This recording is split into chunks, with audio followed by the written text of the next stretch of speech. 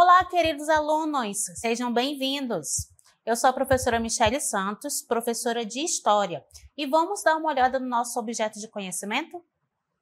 Aula 9, objeto de conhecimento, economia, produção, capital e trabalho são consequências da experiência humana, estabelecidas historicamente em diferentes contextos culturais e sociais. Formas de organização econômica e transformações técnicas, tecnológicas e informacionais ao longo do tempo. Novas formas de trabalho, produção e configurações de mercado no mundo atual. Desigualdade social, exclusão digital e precarização das relações de trabalho. Com o detalhamento, leis trabalhistas no Brasil na Era Vargas. Vamos à nossa aula?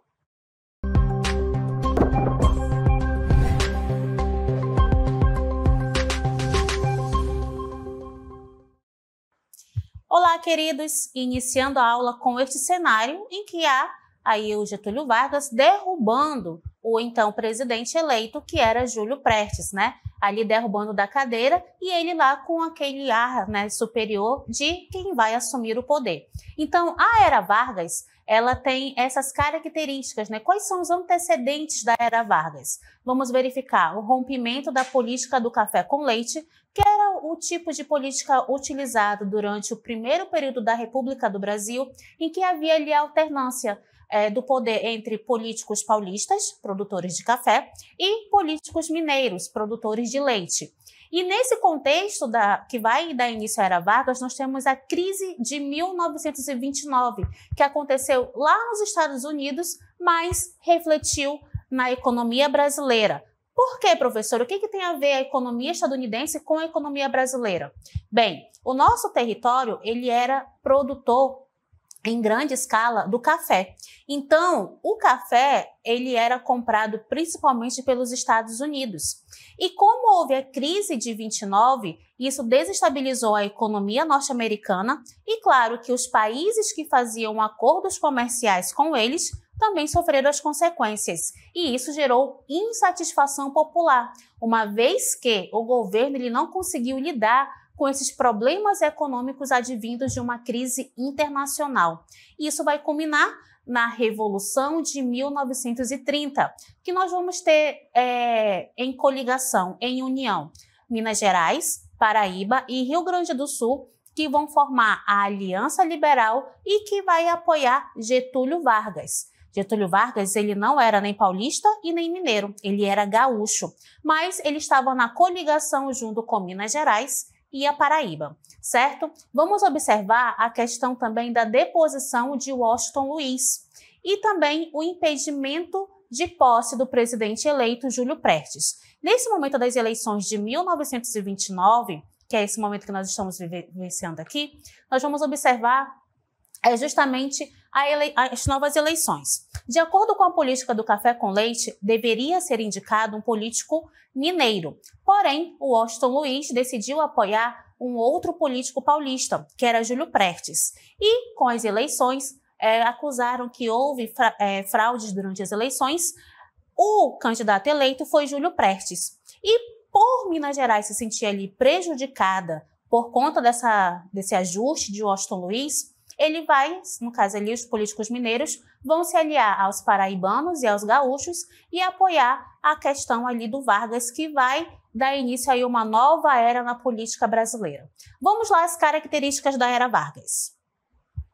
Liderança baseada no carisma. Getúlio Vargas ele possuía aquela mediação entre agradar a todos que estavam ao seu redor. E ele acabava ali balanceando muito bem essa questão de como ele deveria se portar com todas as classes que estavam ali apoiando a sua candidatura e o seu governo. Vamos observar o sistema partidário fácil.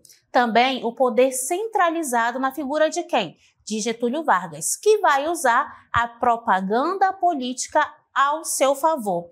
E também vai se apropriar da política trabalhista, ou seja, haverá ali o tratamento especial a essa classe de trabalhadores, estabelecendo ali algumas leis que vai justamente ajudar essa população. Então, a Era Vargas ela é dividida em 3 fases. Olhem só. A primeira fase do governo de Vargas é chamada de governo provisório, que vai de 1930 a 1934. Como o próprio nome fala, era um período ali transitório, em que seria ali colocada uma nova forma de política, em que seria realmente provisório até se ter novas eleições e fazer-se ali um novo candidato eleito. Mas, nós vamos observar que isso de fato não aconteceu. E logo em seguida veio um governo constitucional. O que seria esse governo constitucional? O governo baseado numa lei, numa constituição, justamente a Constituição de 1934, que vai ser ali promulgada e vai legitimar o governo de Vargas. E, por fim, o Estado Novo, que vai acontecer entre 1937 a 1945. Esse último período da fase de Vargas, nesse momento aqui, é aquele momento em que há justamente um governo mais autoritário de Getúlio Vargas. Então, vamos agora verificar o que aconteceu no governo provisório. Olhem só. O governo provisório, ele começa em 1930 e vai até 1934. Temos a dissolução do Congresso Nacional, a nomeação de interventores estatais. Professor, o que seriam interventores? Seriam pessoas que estavam à frente dos estados e que eram nomeados justamente por Getúlio Vargas. Essas pessoas, elas acabavam fazendo tudo para agradar o governo federal, que no caso aí é a figura de Getúlio Vargas, certo? Vamos observar também no governo provisório a criação do Ministério do Trabalho, Indústria e Comércio, certo? Há também a criação da Justiça Eleitoral em 1932, com o objetivo de supervisionar as eleições e combater fraudes, certo? Uma demanda da Revolução de 1930. Lembra que há pouco eu falei em relação às fraudes das eleições em 1930. Então, a criação dessa justiça eleitoral vai visar justamente combater as fraudes e supervisionar as eleições, ok?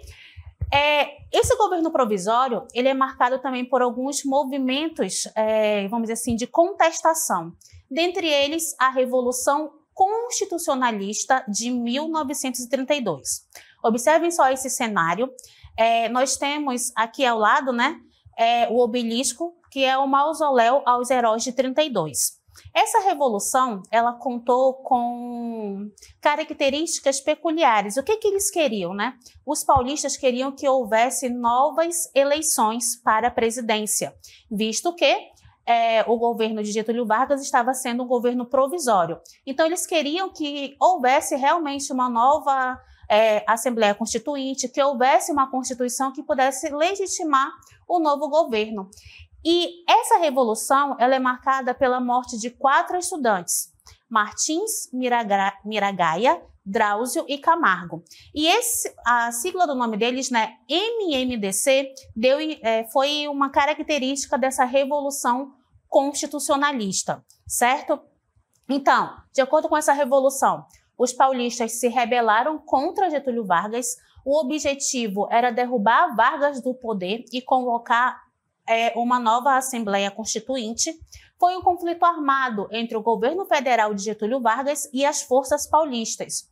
Tivemos aí a morte dos 4 estudantes, como eu falei há pouco para vocês, por isso a sigla aqui MMDC, que faz referência a Martins, Miragaia, Drauzio e Camargo, que foram mortos durante essa Revolução Constitucionalista.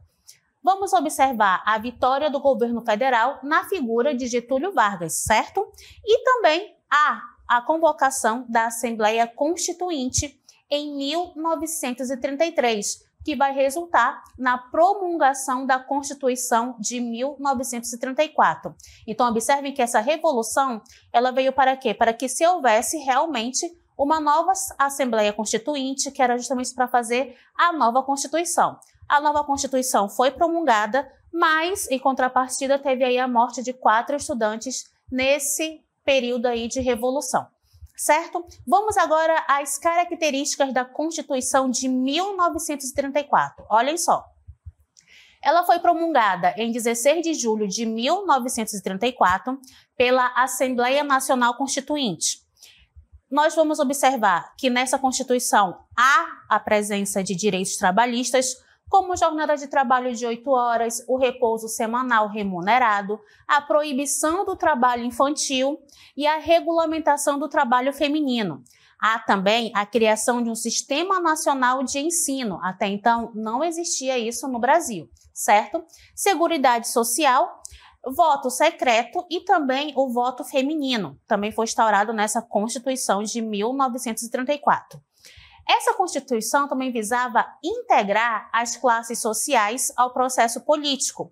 Vamos observar o mandato aí presidencial de 4 anos, uma estrutura federalista do Brasil. O que isso quer dizer? Havia a presença de unidades federativas no nosso território, que nós conhecemos como estados. Vamos também verificar a nomeação de interventores, que eram justamente os responsáveis pelos estados. Hoje nós temos os governadores, mas na época de Vargas eram interventores e eles eram nomeados por Getúlio Vargas. A intervenção do Estado na economia para regular o trabalho, a produção e a distribuição de riquezas. E também vamos observar a reforma agrária, uma possibilidade de desapropriação de terras. Então, essas características elas vão ser aí inerentes da Constituição de 1934. Tem a promulgação da Constituição, então nós temos agora um novo governo, que é o governo constitucional, a nova fase do governo de Vargas, que vai de 34 até 1937. Vargas foi eleito presidente pela Assembleia Nacional Constituinte. Temos a promoção de reformas sociais e trabalhistas iniciadas durante o governo provisório. Há também a criação da Justiça do Trabalho em 1935 e o controle rígido sobre os sindicatos. Então, essas são as principais características do governo de Vargas durante o período constitucional. Observem que ele foi eleito por uma Assembleia Constituinte. Esse governo ele vai ter ali características um pouco mais voltadas para as questões trabalhistas, certo? Então, vamos às características desse governo constitucional. Olhem só, esse governo ele vai ser marcado por tensões políticas e movimentos extremistas. De um lado, vamos ter a AIB, a Ação Integralista Brasileira, com o líder Plínio Salgado, e tem inspiração fascista, que eram regimes totalitários que estavam acontecendo lá na Europa. Então, essas ideias fascistas vieram ao Brasil na figura aí de Plínio Salgado. O que eles vão defender? Vão defender um governo autoritário e nacionalista e vão se opor aos princípios democráticos e ao comunismo, certo? Vocês estão observando aqui na imagem que tem aí uma palavra Anauê, né, que era justamente uma expressão que os integralistas usavam na época, certo? Do outro lado, nós temos a Aliança Nacional Libertadora, que é caracterizada aí pela sigla ANL. Temos o líder Luiz Carlos Prestes, que pregava reformas radicais e a implementação de um governo popular inspirado no modelo soviético. Professora, como assim o modelo soviético? Bem, a União Soviética ela estava adotando ali um processo de coletivização de terras e também queria instaurar a ditadura do proletariado, ou seja, um governo marcado pela presença dos proletários, ou seja, dos trabalhadores que estão ali à frente do poder. E esse modelo estava querendo, Luiz Carlos Prestes estava querendo colocar em vigor no Brasil, certo? Foi declarada ilegal por Vargas em 1935. Então, essas características aí nós temos de um lado a AIB e do outro lado a ANL, que são movimentos extremistas que vão estar presentes aí no Brasil durante esse momento do governo Vargas. Agora nós trouxemos um quadro comparativo entre a AIB e a ANL. Olhem só, nós temos de um lado, né, a AIB, que vai ser um governo marcado com características de direita ultraconservadores, enquanto que a ANL vai ter ali características comunistas. Então, uma visa ali manter a hierarquia social, visa manter ali as tradições, e o outro já visa o quê? visa ter um governo mais comum. Quem eram os membros, né, da AIB? Membros das classes médias e urbanas, e do outro lado eu tenho os anarquistas, né, que aqui eu tenho da Aliança Nacional Libertadora. Os anarquistas, eles não queriam ter um governo na figura de uma única pessoa, certo? O próximo passo aqui nós temos os latifundiários, que vai fazer parte da AIB. Já a ANL, nós temos a presença de social-democratas dentre os membros ali do seu grupo. Também temos a presença de militares dentro da AIB e na ANL nós temos quem? Os liberais, certo? Observem que um é contraponto ao outro. Continuando em relação aos membros, a AIB nós temos os membros do clero. Lembrem que eles eram mais tradicionalistas, eles eram mais hierarquizados. Então eles vão ter ali a presença justamente da igreja dentro da sua estrutura. Já a ANL vai ter a participação de militares, intelectuais e operários. De uma forma geral, os integralistas defendiam o ultranacionalismo, inspirado no fascismo, e repudiavam o comunismo, pois não acreditavam na igualdade entre os homens, tinham características xenofóbicas. Já a ANL eram liderados principalmente pelo PCB, Partido Comunista Brasileiro. A aliança defendeu o anti-imperialismo, a reforma agrária, ou seja, a redistribuição de terras, o cancelamento das dívidas externas, as liberdades individuais e o combate ao fascismo, e defendiam um governo popular e também a luta pelo movimento operário. Essas são as características principais que diferenciam a AIB e a ANL, certo? Prosseguindo, nós vamos observar a deflagração da intentona comunista em 1935. Observamos aqui uma tentativa de golpe que ocorre neste ano e foi liderada por Luiz Carlos Prestes. Qual era o objetivo? Derrubar o governo de Vargas e instaurar um regime socialista. Lembrem que Luiz Carlos Prestes ele defendia o regime socialista, tinha viés ali soviéticos dentro das características que ele pregava. Mas esse movimento ele fracassou devido à má coordenação deste evento. Continuando, vamos observar uma forte resistência das forças leais ao governo Vargas. E como consequência, vamos observar aí uma repressão intensificada. Por quê? Porque estava tendo ali uma oposição ao governo de Getúlio Vargas. E como uma saída, haverá uma propaganda governamental contra os comunistas. Observem, ele está usando agora a propaganda para poder modificar a opinião pública, certo? E esse é o caminho que vai dar início ao Estado Novo, que é a terceira fase do governo de Vargas. Vamos lá observar quais são as características do Estado Novo, que ocorre entre 1937 até 1945.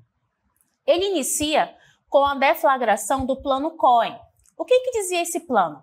Dizia que os comunistas poderiam tomar o poder. E havia uma carta aí que eles atribuíram essa carta aos comunistas. Porém, esse plano, né, era um plano falso, foi articulado por membros do governo de Vargas. Então, o Plano Cohen foi um falso plano comunista de insurreição, ou seja, esse plano foi colocado como se de fato tivessem sido os comunistas que tinham organizado um movimento para instalar no Brasil o comunismo. Vamos observar que Getúlio Vargas vai governar com poderes autoritários, certo? Após ter consolidado seu poder político com o golpe de 1937. Qual foi esse golpe? O golpe que deu início ao Estado Novo, em que ele atribuiu o plano aí Cohen como se fosse uma verdade absoluta. E vamos observar a redução das liberdades civis. Observem só, eu tenho um governo aí autoritário, então esse governo vai tentar manipular toda a sociedade. E, para iniciar, eles vão reduzir as liberdades civis. haverá a criação do Departamento de Imprensa e Propaganda, conhecido como DIP. Qual era a finalidade? Justamente fazer ali uma censura, fazer ali um crivo para saber o que iria ser levado à população e claro que essas informações geralmente estavam a favor do governo de Vargas.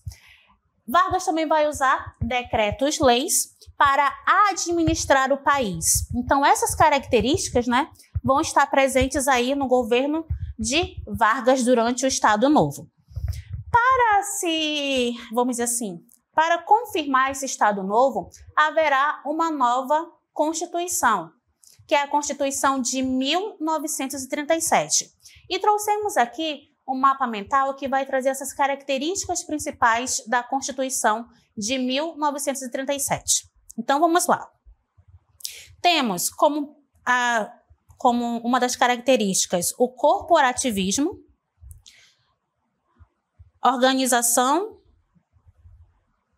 corporativismo, vamos observar a centralização administrativa com a supressão da autonomia dos estados, nomeação de interventores com o judiciário controlado, subordinado ao poder executivo.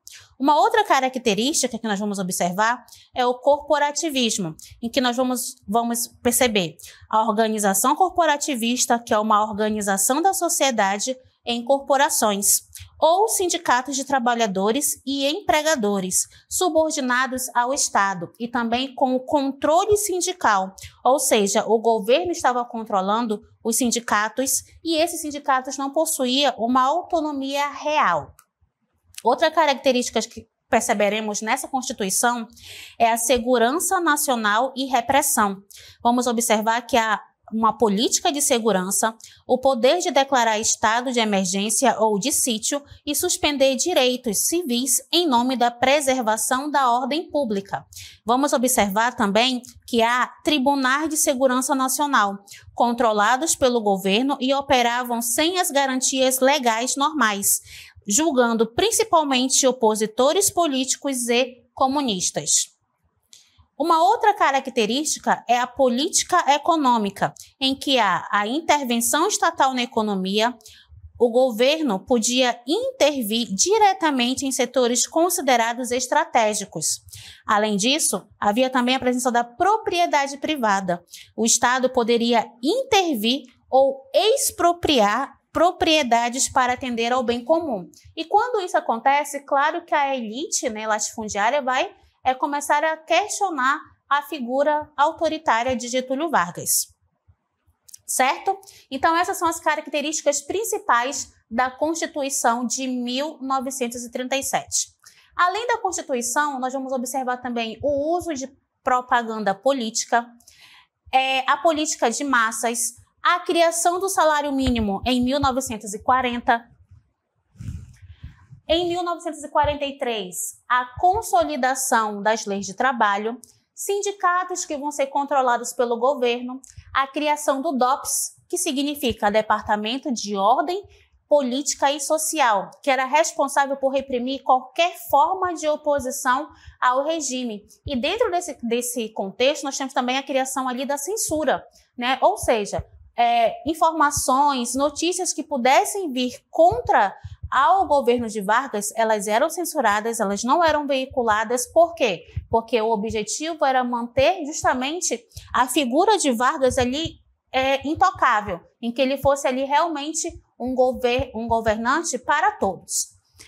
Outra característica também é a modernização econômica. Vamos observar a criação da Companhia Siderúrgica Nacional, que é conhecida como CSN, e a Companhia Vale do Rio Doce. Essas duas companhias, elas extraíam os minérios da região, né, principalmente ali da região sul, sudeste, e vamos observar o incentivo à criação de símbolos nacionais e também reformas educacionais, em que haverá a expansão da educação pública e controle do conteúdo ensinado. Lembre que nós estamos num governo autoritário, então a educação, já que ela é pública, vai ser controlada pelo Estado. Tudo que vai ser ensinado nessa escola deve haver ali o crivo do governo. No contexto das reformas de Getúlio Vargas, vamos observar a evolução das leis trabalhistas na era Vargas. Então, começando em 1930, com a criação do Ministério do Trabalho, Indústria e Comércio. Esse ministério ele serviu para implementar políticas trabalhistas, mediar conflitos entre capital e trabalho e também integrar o Estado como regulador das relações econômicas e sociais. Outra característica, dessa evolução é justamente em 1934, com os direitos trabalhistas, em que ficou garantido uma jornada de trabalho de 8 horas, descanso semanal remunerado, férias remuneradas, a proibição do trabalho infantil e a regulamentação do trabalho feminino, certo? Em 1935, como evolução dessa linha de trabalho, temos aí a criação da Justiça de Trabalho, que mediava ali conflitos entre empregadores e trabalhadores e assegura o cumprimento das leis trabalhistas, operando como um tribunal especializado em questões do trabalho. Seguindo a nossa linha do tempo, temos, em 1940, a criação do salário mínimo, que justamente foi criado para assegurar o sustento básico do trabalhador e sua família, buscando reduzir a desigualdade e promover uma redistribuição de renda. Seguindo, temos em 1943 a consolidação das leis de trabalho, que ficou conhecido como a CLT, que vai unificar todas essas leis que já foram citadas e vai sistematizar a legislação trabalhista do Brasil, reunido em um só código as leis que regulamentavam as relações de trabalho no país, incluindo desde normas sobre contratação até a demissão dos trabalhadores, passando por direitos como férias, 13º salário, FGTS e regulamentação das atividades sindicais. Todas essas características são justamente inerentes às leis trabalhistas que foram evoluindo ao longo do governo de Vargas, certo? Então, observem que nós temos aí toda uma linha do tempo em que vai ter vamos dizer assim, a consolidação dessas leis, que vai culminar justamente na CLT, em que temos aí os direitos dos trabalhadores garantidos, desde a sua contratação até a sua demissão, com, no caso ali, o auxílio do FGTS, certo? E de outros benefícios que foram alcançados por essa classe trabalhadora. Continuando, vamos observar que o Estado Novo deixou um legado ambíguo. Por um lado, foi um período de repressão política e autoritarismo. Por outro, promoveu importantes avanços na industrialização e nos direitos trabalhistas que moldaram o Brasil moderno. Então, todas essas características que foram faladas para vocês mostram esse cenário do governo de Vargas. Muitos atribuem à figura de Vargas a figura e a expressão que ele era o pai dos pobres. Por quê? Porque ele fazia uma política voltada para os trabalhadores. Contudo, esses benefícios eles geravam ali um certo, vamos dizer assim, risco para esses trabalhadores, uma vez que os sindicatos que os asseguravam, os sindicatos que poderiam reivindicar alguma coisa por eles, estava sendo manipulado pelo próprio governo. Então, ele não deixou, vamos dizer assim, de todo tempo, assim, um governo frouxo, um governo, assim, entregue. Ele sempre estava ali no controle da situação. Então, quando se fala que Vargas ele tinha um governo ambíguo, é justamente por conta disso, Ele dava com uma mão, mas a outra estava segurando, para mostrar o quê?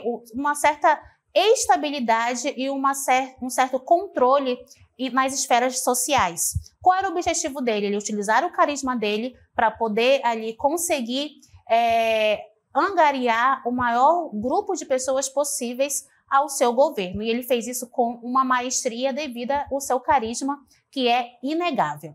Então, queridos, essas são as características da Era Vargas e como essa Era Vargas ela vai ajudar na consolidação das leis trabalhistas que acabaram ali ajudando e beneficiando muitos trabalhadores até a atualidade. Então, espero que vocês tenham entendido e esta foi a nossa aula e até a próxima.